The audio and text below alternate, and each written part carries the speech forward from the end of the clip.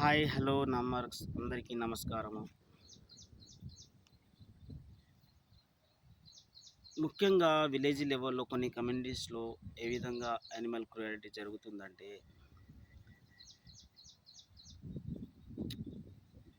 Birthday అప్పటినుంచి మొదలుపెడితే death వరకు వివిధ రకాల్లో యానిమల్ క్రుయాలిటీ చాలా జరుగుతుంది. బర్త్‌డే చేసుకున్న జీవహింస చేయాల్సిందే. మ్యారేజ్ డే చేసుకున్న జీవహింస చేయాల్సిందే. వివిధ పార్టీలో కూడా చేయాల్సిందే. ఈవెన్ డెత్ అయినా కూడా డెత్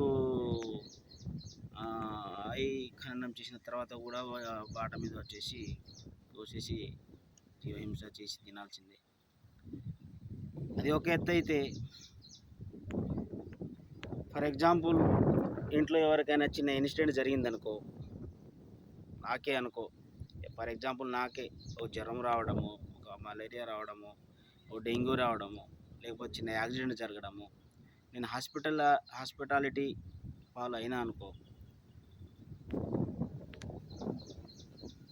నాకు ఎదురుగా వచ్చి నేను హెల్ప్ అడిగితే ఎవరు సహాయం చేయరు. కానీ నేను ఏనాడు హాస్పిటల్ నుంచి తిరిగి ఇంటికి వస్తానో, తెల్లారే నా యొక్క బంధువులు, చుట్టుపక్కల ఇంటి చుట్టుపక్కల వాళ్ళు అందరు కలిసి తలా అంత అమౌంట్ వేసుకొని మేకపోతునో గొర్రెపోతునో తీసుకొచ్చి నన్ను మందలియడానికి వస్తారు.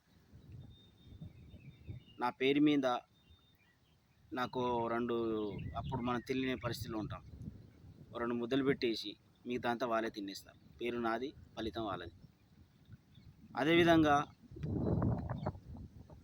నేను వాళ్ళ ఏమైనా ఇన్సిడెంట్ జరిగినప్పుడు నేను వెళ్ళి అందరితో కలిసి మళ్ళీ రిటర్న్ గిఫ్ట్ ఇవ్వాలి సేమ్. ఇలా ఇన్సిడెంట్ జరిగినప్పుడే కాదు, చిన్న ఇన్సిడెంట్, కుక్క కరిచినా, కోతి కరిచినా, వాళ్ళ ఇంట్లో ఏదైనా పెద్ద యానిమల్ చనిపోయినా, లేక ఏదో కానీ, లేకపోతే పొలిటీషియన్లో పాల్గొని ఓడిపోయినా, గెలిచినా, నన్ను మందలియడానికి రాలే అని ఎదురు చూడడం, మళ్ళీ నేను వెళ్ళి వాళ్ళకు రిటర్న్ గిఫ్ట్ చేయడం. ఈ విధంగా చాలా అసలు చెప్పలేనంత యానిమల్స్ కోత జరిగి వాళ్ళు అలా విధంగా చేస్తున్నారు. ఈ కమ్యూనిటీస్లో ఎంతవరకు నిజమో అబద్ధమో మరి రోజు రోజు పెరుగుతుంది. వారాంట్లో ఏదో ఒక రోజు ఒక దేవత, మళ్ళీ ఆ దేవత ఫలానా రోజు చేస్తే వాళ్ళ చుట్టాలు ఇంట్లో పోయి మళ్ళీ కోయాల్సిందే, మళ్ళీ వాళ్ళు పిలిచి మళ్ళీ ఇక్కడ రావాల్సిందే. ఇట్లా ఒకరికొకరు హెల్ప్ చేసినట్టు ఈ ఈటింగ్లో కూడా క్రుయాలిటీ కూడా పాలు పంచుకుంటున్నారు అందరూ ఒకరికొకరు. ఇది ఏ విధంగా కరెక్టు? ఇంత జీవహింస చేసి జంతువులను చంపి తినడం ఇది ఎంతవరకు కరెక్టు? పర్యావరణం మనకు క్షమించదు, భగవంతుడు క్షమించడు. యానిమల్ రోద ఆవేదన, వాటి యొక్క వాటి వలనే మనకు ఈ పర్యావరణానికి, వాతావరణానికి, భూకంపాలు అన్నిటికీ కారణం. చదువు లేని వాళ్ళు అయితే వాళ్ళు ఏదో చేశారు, చదువుకున్న వాళ్ళు కూడా వాళ్ళకు అదే తోవలో పోతున్నారు. ఈరోజు మనకు మంచి ఏది చెడు తెలిసింది ఇంటర్నెట్ వలన.